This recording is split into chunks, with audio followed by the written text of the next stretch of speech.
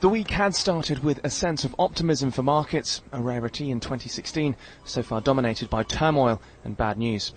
European stocks had seen a rally and are still on course for their best week since January 2015, but concerns about the global economic outlook remain, especially when it comes to the oversupply of oil.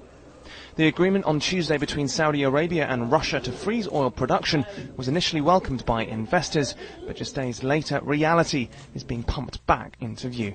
IG's Alistair McCaig. I think the positives that can be taken, I guess, would be the fact that they've actually had discussions, but there need to be considerably more of those and considerably more constructive in order to tackle the current oil prices. The agreement still keeps production at January's record highs. It's also conditional on other big producers following suit, something Iran and Iraq look increasingly unlikely to do. Brent crude is now just 50 cents from where it was last week at around $34 a barrel.